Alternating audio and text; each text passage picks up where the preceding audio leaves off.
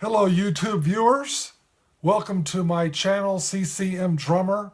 And my name is Matthew Jackson. And today I want to talk to you about the history of CCM, otherwise known as contemporary Christian music. How did it all start? And the reason I'm doing this, obviously, is because I'm the CCM Drummer. This is the channel CCM Drummer, and the vast majority of the songs that I'll be covering as a drummer on this channel are contemporary Christian music songs. So therefore, especially the classics.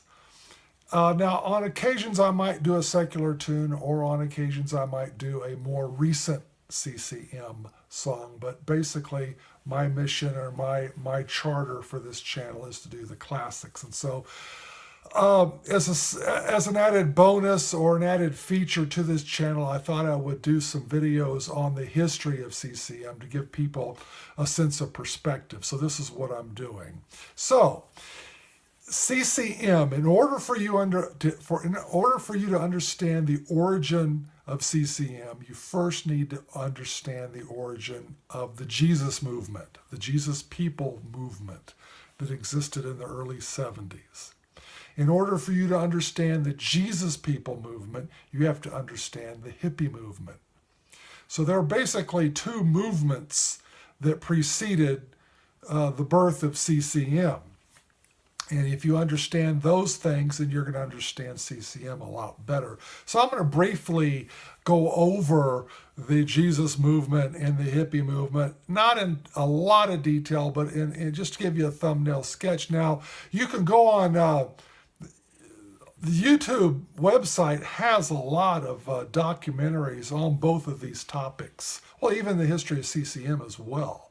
So what's going to be unique about my perspective on CCM is the fact that I was a part of it as it was developed, because as at the time of this video, I am 60 years old. So all this went on when I was in my late teens, early 20s, and even in the 80s when I was in my late 20s. But so I want to give you my perspective on it as I saw it. Now, when I was a senior in high school, my term paper was on the hippie movement. So I actually did some research and study on the hippie movement. And I had a relative that took a summer vacation in San Francisco, and they were driving through the Haight-Ashbury district, and he had his 8mm camera, and he would film these hippies waving into the camera. They were all happy and jolly and stuff, and they were wearing their tie-dye shirts and their beads and their long hair and sandals and whatnot. So in 1968, I actually saw the film, and so that's when I got my first look at what a real hippie looks like. But basically, Haight-Ashbury district in San Francisco, the summer of '67, that's probably one of the most notable events in our history that hallmarks and highlights the hippie movement. Also, you have Woodstock '69. Now, there are other events, and there were other music festivals other than Woodstock that were before Woodstock in the summer of '69. But those are the two things that stand out foremost in history. Now, if you ever want to judge any culture or any society in terms of evaluating a culture or society, you really want to look at their art, because their art really defines what their philosophy is very well. And the Broadway musical Hair, I think that came out in 1967 as well. That also did a lot to explain and illustrate hippie philosophy. Okay, so and of course the hippie movement was birthed out of a rebellion against their traditional society. There were some norms that traditional society held to that the hippie movement more or less questioned. Say, wait a minute, what is this? What we really want here?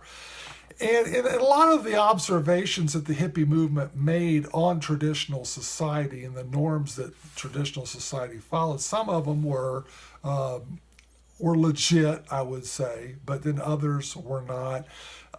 When it was all said and done at the end of the day, if you're going to criticize any culture or society, you got to have a better alternative than what you're criticizing. And when it was all said and done, the hippie movement really didn't offer a better solution to what they saw as the problem, and that's that, and that had its own repercussions. Now, so you had a bunch of hippies experiment with sex outside of marriage and free love, and they also experimented with drugs. And when you experiment with drugs, that also led to drug addictions. So after a few years of experiencing the hippie lifestyle, the hippie philosophy, they discovered that it wasn't as cracked up as they thought it was. It wasn't as cracked up as they thought it would be, okay? And some of them ended up being drug addicts. And so you had a real a need here. And a lot of these people, well, I don't know how many, but a lot, especially in California, came to Jesus. And Jesus delivered them from their addictions, their sin they were in, and restored them. But that restoration did not entail them getting a haircut and putting on a business suit and going to church with the established church in the day. They still wore their tie-dye shirts and their beads and wore their sandals and had long hair. And of course, your attire, those things are amoral, where, sex outside of marriage, fornication, those sort of things, taking drugs, those are very moral. The Bible has explicitly addressed that. Obviously, they were going to follow the Christian faith on those things, but when it comes to attire, they did their own thing. Now, in addition to their attire, they brought their music culture with them. Obviously, these are people that grew up on the Beatles and the Rolling Stones and rock and roll, and of course, going to church, singing from a hymnal with an organ and or piano accompaniment was not their groove. So that was a little tough. So what they did is they brought their music with them and then put Christian lyrics to the music. And Larry Norman would be considered the godfather of CCM. He's basically where it all started, because he's one of the first guys. There could have been other guys, but Larry's the foremost that I know about anyway. And I'll talk about Randy Stonehill, Michael Omartian later, because they too were also pioneers. But Larry Norman got it going because he was involved in the Jesus movement and doing concerts and stuff like that. So, I'm just looking at my notes here. Did I tell you about the Broadway musical Hair in 1967, where that emphasized hippie philosophy? Now, when you had the Jesus movement, there were two plays that also sort of illustrated the attitude in the philosophy of the Jesus movement. That would be Godspell and Jesus Christ Superstar. Now, those songs in those plays were not necessarily CCM or what we would call CCM today, but that was a product of the Jesus movement, much like the Broadway musical Hair was a product of the hippie philosophy. But yeah, Larry Norman got it all started. Randy Stonehill was another pioneer. He worked with Larry Norman. Larry Norman produced some of his earlier works. So if you want to, now Randy Stonehill had a lot more staying power than Larry did, because Larry,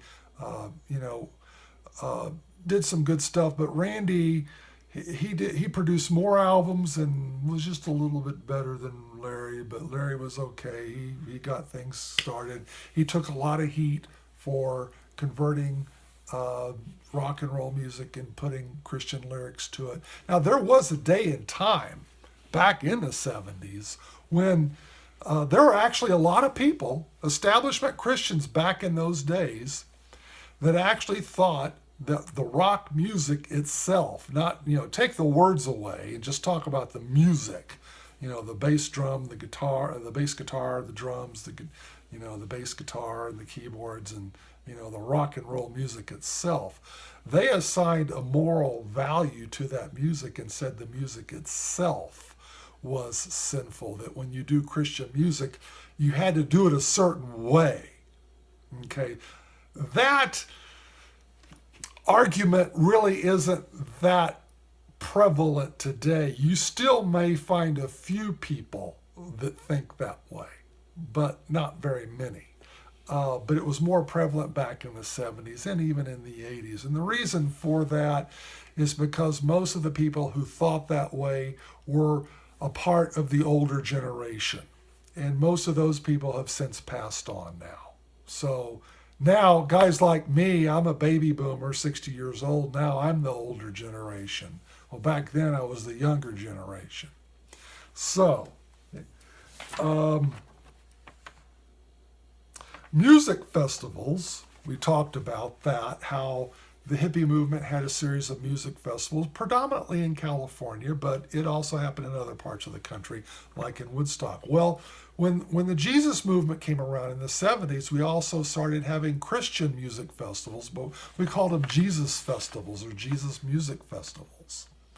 And there you would see a lot of early CCM artists perform at those festivals. I was, now on my personal life, there was a 2-year period in high school. My junior and senior year of high school, I basically abandoned Christianity. I had grown up in church and I started smoking marijuana and doing mushrooms. And I embraced some of what the hippie lifestyle in the previous decade embraced. And we called ourselves Heads. And Heads was basically a neo-hippie. But, we had long hair too, but maybe not the tie-dye shirt and the beads. But we embraced some of that. And of course, at the end of my senior year after graduation, I evaluated the last 2 years of my life and what it was like living without Jesus, and I figured, well, I'm worse off now than I was before, so maybe I need Jesus after all. And I came back to the Lord, and then God called me to Bible school, and I worked in the Agape Force ministry and so forth and so on. So I, on a personal level, have a little bit of experience trying some of the hippie philosophy, at least with the marijuana part. But anyway, so and of course I was a drummer and a rock musician at the time. And when I got saved, I joined a Christian band when I was in the Agape Force training school and stuff like that.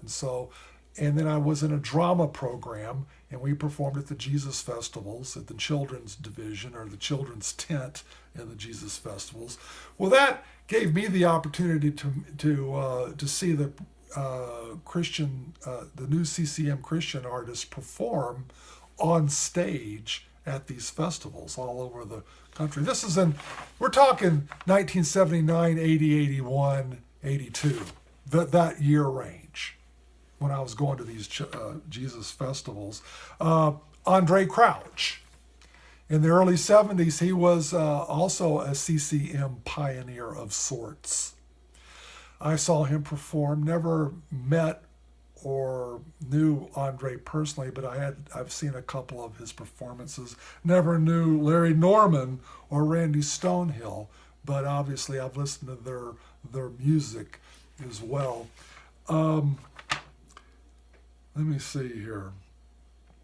Now, I think what I'm going to do is I'm going to end this particular segment, and in part 2, I'm going to pick up and talk about the Dove Awards, how CCM was formulated in the 70s, talk about more of the artists that I had met and known to a small extent. So I'm going to leave it right there because I don't want videos to go more than 15 minutes. I'm about to pass the 15-minute mark. So in my next segment, we'll talk about these other things that I just mentioned. So God bless. Thank you for watching.